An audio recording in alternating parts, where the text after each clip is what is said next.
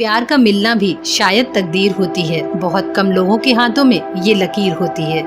Hello friends, मैं हूँ मोहिनी और स्वागत है आपका मोक्ष मोटिवेशन में। फ्रेंड्स, प्यार की कोई भाषा नहीं होती, लेकिन हर भाषा में केवल प्यार ही एक ऐसी चीज है जो लोगों को एक दूसरे के साथ जोड़ती है। प्यार में इंसान की भावनाएं रूह से जुड़ जाती हैं। प्यार एक ऐसा वरदान है जो हमारी जिंदगी को खुशियों और उमंगों के सभी रंगों से भर देता है। दुनिया में ऐसे एक नहीं बल्कि कई एग्जाम्पल हैं जिन्होंने प्यार में सब कुछ सेक्रीफाइस करके सच्चे प्यार की मिसाल कायम की है। लैला मजनू हो, रोमियो जूलियट हो, हीर रांझा हो या फिर शिरीन और फरहाद, इन सब ने प्यार को अमर कर दिया है। जब भी सच्चे प्यार का नाम आता है तब लोग आज भी इन्हें याद करते हैं। प्यार में सेक्रीफाइस की भावना अमृत के समान है जो हमें मुश्किल समय में भी न्यू लाइफ देती है। जब हम प्यार में होते हैं तब थोड़ा होते हुए भी हमें सब कुछ होने का एहसास होता है। सच तो ये है, जब हम सच्चे दिल से किसी के लिए सेक्रीफाइस करते हैं तो हमें कुछ खोने का नहीं बल्कि बहुत कुछ पाने का एहसास होता है। नियति और अंश ऐसे ही दो प्यार करने वाले हैं जिन्होंने सच्चे दिल से एक दूसरे के लिए सेक्रीफाइस किया और कुछ खोकर सब कुछ पा लिया। नियति और अंश 1 साल पहले ही शादी के बंधन में बंधे थे। उनकी फाइनेंशियल कंडीशन ज्यादा अच्छी नहीं थी। जीवन यापन करने के लिए उन्हें बहुत कठिन परिश्रम करना पड़ता था, लेकिन उनके प्यार में कोई कमी नहीं थी। न ही नियति को अंश से कोई शिकायत थी और न ही अंश को नियति से। कठिन परिस्थितियां होते हुए भी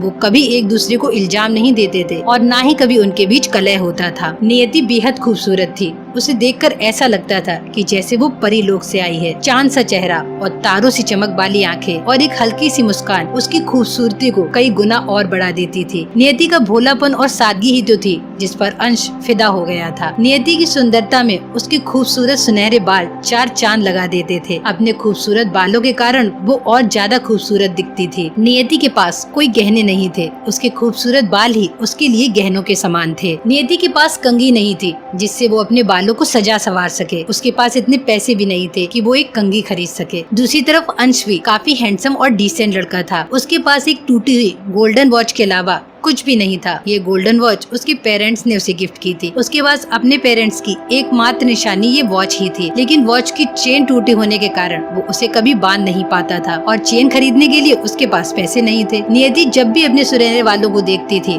तब वो यही सोचती थी कि एक दिन उसके पास कंघी जरूर होगी और तब वो अपने सुनहरे वालों को बहुत अच्छी तरह से सजाएगी। और उधर अंश भी अपने गोल्डन वॉच को देखकर बस यही सोचता था कि जब वो उसके लिए चेन खरीद लेगा तो उसको अपनी रिस्ट पर बांधेगा और अपने सभी फ्रेंड्स को दिखाएगा। धीरे धीरे टाइम निकलता गया और अब कुछ दिनों बाद नियति और अंश की वेडिंग एनिवर्सरी आने वाली थी। नियति और अंश दोनों ही इस चिंता में थे कि वो वेडिंग एनिवर्सरी पर एक दूसरे को क्या गिफ्ट देंगे, क्योंकि ना ही नियति के पास इतने पैसे थे कि वो अंश के लिए कुछ गिफ्ट ले सके और ना ही अंश के पास। आखिरकार उनकी वेडिंग एनिवर्सरी का दिन आ ही गया। नियति सुबह के टाइम नहाकर आई। वो शीशे में देखकर अपने बालों को अपने हाथों से ही संवार रही थी और बस यही सोच रही थी कि वो अंश को आज वेडिंग एनिवर्सरी के दिन कोई गिफ्ट नहीं दे पाएगी। सडनली उसने शीशे में अपने बालों को देखा और कुछ सोचा, फिर वो मुस्कुराई। उसकी आंखों में एक चमक सी आ गई, जैसे उसे एक उम्मीद सी मिल गई हो। लेकिन कुछ ही देर बाद उसकी आंखों में कुछ आंसू भी आ गए, लेकिन आंखों की वो चमक आंखों के इन आंसुओं से कहीं ज्यादा थी। नियति तुरंत मार्केट चली गई और एक ऐसी शॉप पर पहुंची जहां बाल खरीदे जाते थे। नियति ने अपने बालों को बेचने के बारे में उस शॉप के ओनर से बात की। शॉप का ओनर नियति के खूबसूरत बाल देखकर तुरंत ही उन्हें खरीदने के लिए तैयार हो गया। नियति ने अपने बाल उसे बेच दिए और उन्हें बेचकर जो पैसे मिले थे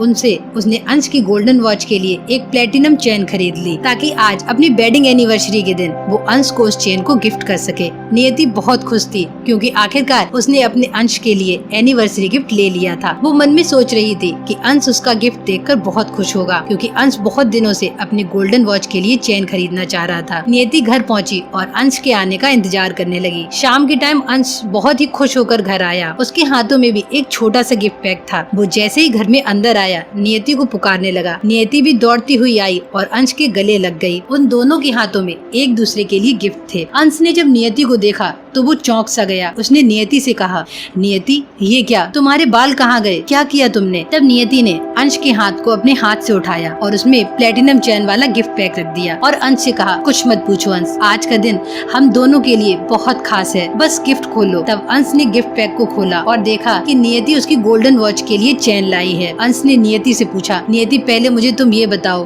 कि तुमने अपने बालों का क्या किया? तब नियति ने बताया कि मैंने अपने बाल बेच दिए और उनसे जो पैसे मिले थे उनसे आपके लिए ये चेन लाई हूँ। अंश का दिल बहुत दुखी हो गया था। इसके बाद अंश ने नियति को अपना गिफ्ट दिया और उसे खोलने को कहा। नियति ने जब गिफ्ट पैक को खोला तो उसमें एक कंघी थी जो वो बहुत दिनों से अपने खूबसूरत बालों को संवारने के लिए खरीदना चाह रही थी। तब अंश मुस्कुराया और नियति से बोला कि उसने कंघी को खरीदने के लिए अपनी गोल्डन वॉच बेच दी है। दोनों ने एक दूसरे को देखा और दोनों की आंखों में आंसू आ गए। दोनों ने एक दूसरे को गले लगा लिया। बेशक ये गिफ्ट उनके लिए किसी काम के नहीं थे, लेकिन इनसे कीमती और कोई गिफ्ट हो भी नहीं सकता था, क्योंकि ये गिफ्ट उन दोनों के लिए सच्चे प्यार की निशानी थे। इन गिफ्ट्स ने उन दोनों को एक दूसरे के लिए समर्पण की भावना का एहसास कराया। जो गिफ्ट नियति और अंश को मिला वो केवल सच्चे प्यार में ही मिल सकता है। सच्चे प्यार की कोई कीमत नहीं होती, क्योंकि सच्चा प्यार अनमोल है। नियति और अंश के इस सच्चे प्यार के तोहफे के सामने दुनिया के बड़े से बड़े तोहफे की, हीरे मोती की कोई कीमत नहीं है। सच्चे प्यार में अगर कुछ मायने रखता है तो वो है आपका एक दूसरे के लिए समर्पण, एक दूसरे के लिए सैक्रिफाइस की भावना। प्यार में सैक्रिफाइस करने की भावना जितनी गहरी होती है उतना ही गहरा आपका प्यार हो जाता है। जब आप किसी से सच्चा प्यार करते हैं तो आपको उसके लिए कितना भी बड़ा सैक्रिफाइस क्यों न करना पड़े, आप खुशी खुशी उसके लिए तैयार हो जाते हैं